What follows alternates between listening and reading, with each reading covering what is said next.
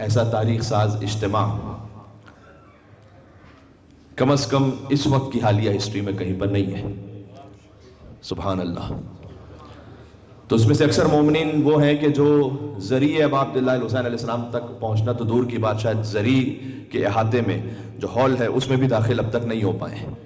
اور مستورات بھی انہوں نے بھی ہم سے کہا کہ مولانا ہماری فی الحال زیارت نہیں ہو پائی. دیکھیں، زیارت یہ ہے کہ آپ کربلا پہنچ چکے ہیں. زیارت یہ ہے کہ آپ کربلا پہنچ چکے ہیں اور آئے ہیں ابا عبداللہ الحسین علیہ السلام کو سلام کرنے کے لیے.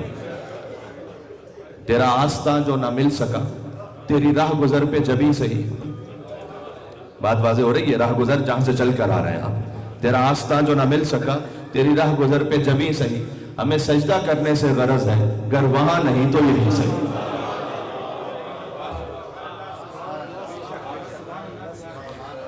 لہٰذا اس پر ہرگز دل ملول نہ ہو آپ کا کہ مولانا ہمارا ہاتھ زری تک نہیں پہنچ پایا.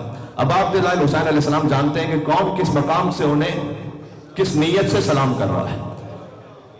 ایک ترک زائر کا واقعہ بیان کیا جاتا ہے، بعض ایرانی مداح اسے بیان کرتے ہیں کہ وہ بڑے کسی غریب علاقے سے آیا تھا مولا حسین علیہ السلام کی زیارت پر، اور اس نے کئی مرتبہ کوشش بھی کی. بعض کاروان والوں نے دھوکہ بھی دیا تو کچھ پیسے لے لیے اور پھر نہیں آ پایا، اور اس کے بعد پھر اس نے پیسے جمع کیے اور پھر آنے کی کوشش کی. اور بائی روڈ کا سفر، ہوائی سفر تو اس وقت تصور ہی نہیں تھا، بائی روڈ کے سفر میں بھی گھوڑوں اور گدھوں خچروں پہ سفر ہوتا تھا. اس زمانے کی بات یہ ہو رہی ہے. تو خیر جس طریقے سے بھی اپنے قافلے کے ساتھ ہوتے ہوتے پہنچتے پہنچا ایک جگہ پر. یہ اللہ جانے بائے بس کے سفر کی بات ہو رہی تھی. بہرحال زمانہ کوئی آج کا نہیں ہے، کچھ عرصے پہلے کی بات ہے. تو اس کے بعد یہاں آ کر بھی بڑی مشکل سے پہنچا حرم ابا عبداللہ علیہ السلام میں، اس لیے کہ کربلا سے قریب بھی کہیں راستے بھٹک گئے تھے وہ. تو کہتے ہیں کہ وہ جب وہ پہنچا تو مولا حسین سے ضریب پر کچھ کہہ رہا تھا. تو اس نے کچھ کہا تو سب دھاڑے مار مار کر رونے لگے. تو ایک فارسی خطیب اور عالم جو ترکی بھی سمجھتے تھے اور فارسی بھی سمجھتے تھے، ان سے لوگوں نے پوچھا کہ یہ کیا کہہ رہا ہے ترکی زبان میں کہ جب اس کے قافلے والے اتنا رو رہے ہیں. تو انہوں نے کہا کہ یہ کہہ یہ رہا ہے امام حسین علیہ السلام سے، جو شاید میرے اور آپ سب کی آواز ہے. ہمارے ساتھ وہ کیفیت تو نہیں ہوئی، لیکن بہت دور سے، ہزاروں کلومیٹر دور سے لوگ یا حسین کہنے کے لیے یہاں پر آئے، اور 3 دن تک 4 دن تک چلتے رہے پیدل یا حسین یا حسین یا حسین کہتے ہوئے. اچھا، اللہ سبحانہ وتعالیٰ نے مجھ فقیر کے ساتھ یہ بہرحال نظر کرم اور اہتمام کر دیا کہ کل صبح سے میں چلا تھا سامرہ، کازمین اور نجف کی زیارت پر، اور آج 24 گھنٹے سے زیادہ کا سفر کر کے میں پہنچا. تو کل سامرہ کے حرم میں تھا، نجف کے حرم میں بھی تھا، اور نجف کے حرم میں فجر پڑی آج کی فجر، اور اس سے پہلے کازمین کے حرم میں بھی تھا. تو یعنی ایک دن میں 5 ائمہ کی زیارت پھر سے نصیب ہوئی.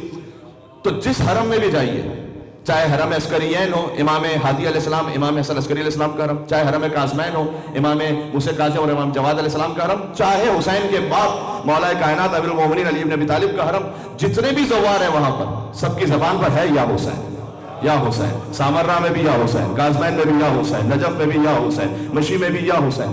تو اس ترک زاہد نے کہا کہ اے مولا، میں آپ سے فقط ایک بات کہنے آیا ہوں زری کے سامنے، اور میں یہ کہہ رہا ہوں کہ اے مولا، میں بڑی مشکل سے زحمتیں اٹھا کر دنیاوی اعتبار سے پہنچا ہوں یہاں پر، اور میں کہنا صرف یہ چاہتا ہوں کہ مولا جیسے میں اس دنیا میں چہلم کے موقع پر ڈھونڈتے ڈھونڈتے آپ کو پہنچ گیا ہوں نا، تو جب میدان محشر لگا ہو، اللہ اکبر، جب میدان محشر لگا ہو اور اولین اور آخرین کا اجتماع ہو وہاں پر، تو مولا میں اللہ جانے پتہ نہیں کہاں کسی کونے میں کس جگہ پر آپ کی بارگاہ تک تو پہنچنے کی میری اوقات نہیں ہے.